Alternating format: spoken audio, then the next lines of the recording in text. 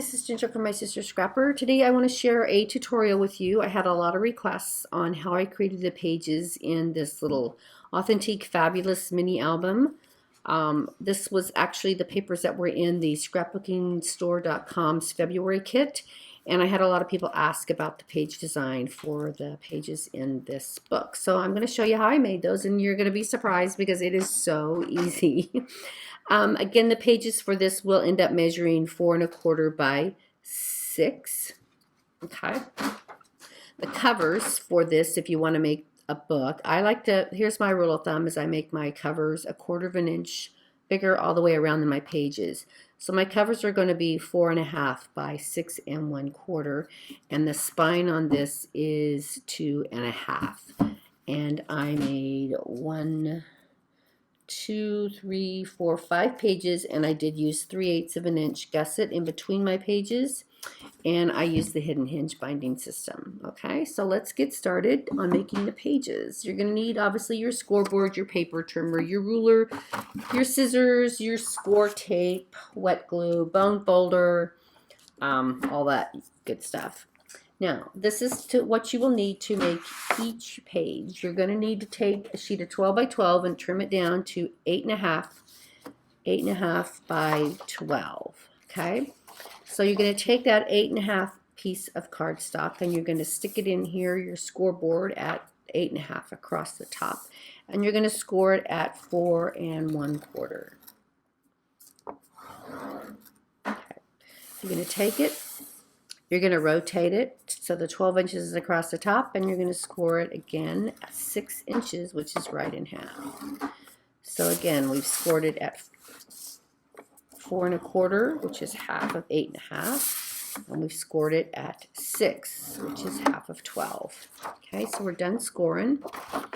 Put that away. No, we're not done scoring. We're not going to put that away.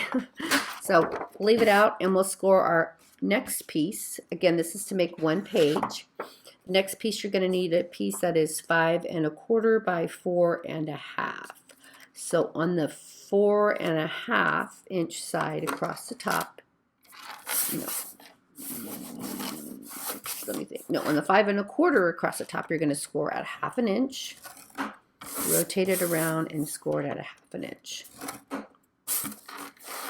And then over here on the 4 1/2 inch side, you're going to score it at 2 1/4, which is directly in half.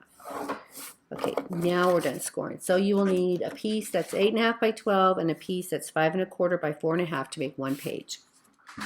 Now you can use your scissors or you can use your paper trimmer. I'm going to use my scissors just for the tutorial. And we're going to take our scissors, and what we want to do is we want to cut on this. We've got our 8 1/2 across the top and our 12 inches going down. And on the 6 inch score mark, we're going to cut along this line, and we're going to stop right here where the score marks intersect. So we're going to go ahead and take our scissors. Again, you can use your paper trimmer, which I would normally do, but for the video, I'm going to just use my scissors because, as you know, I don't cut straight. There we go. And that's all the cutting we're going to do. Now we're going to go ahead and fold on our score line. So the first thing I like to do is fold on the long score mark right here. Burnish that. And then we're going to open it back up, and we're going to score again on the one along the top. Now what we're going to do is we're going to fold it like this.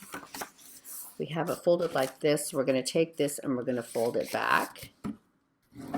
And that, people, is our page. So it opens like this. It opens right here. We're going to have a side pocket right here, over here, and then over here. Now, in order to make that side pocket, we have this bottom piece that's open. So we're going to go ahead and seal that up. And that's what this piece is for.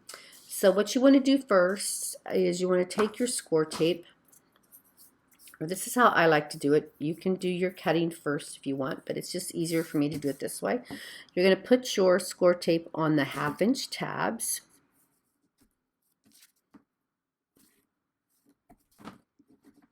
Burnish it really well. And then go ahead and fold those in. And now what we want to do is we want to take our scissors again, and we want to cut where that center score line is. We want to make a V. So we're going to cut that up like this and like this. So we're going to take that piece out just like that. Okay, and do that. Flip it around and do it to the other side. Okay. So now what we're going to do is we're going to fold this in half. This is going to be our pocket that's going to close up the bottom of our page. So the way I do it is I take my page, and again I open it up. I put both of the back pages to the back.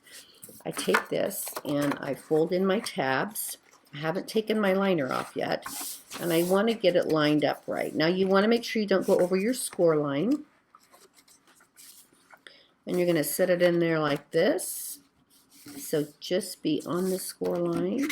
And I hold it down with my hands, and then I flip it open, and then I pull my score tape liner off.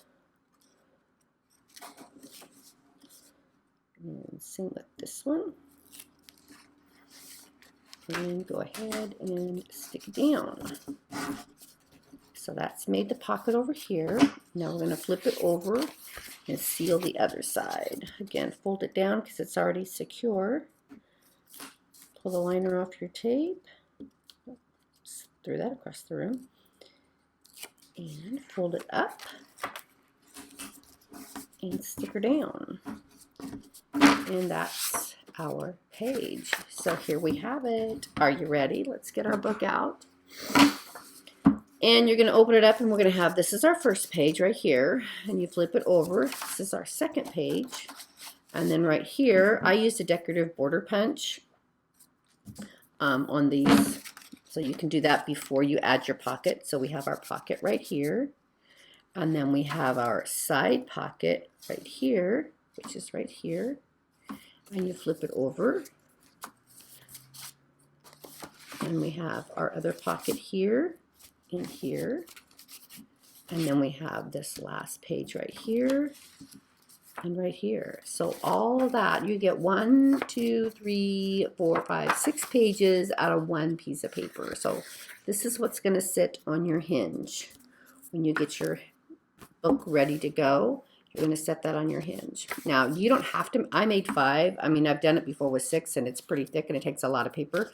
But there's so many pages in here, you could get away with just doing 3 or 4 or whatever you want. But anyway, pretty simple. That's how I made the pages in my Authentique Fabulous paper collection.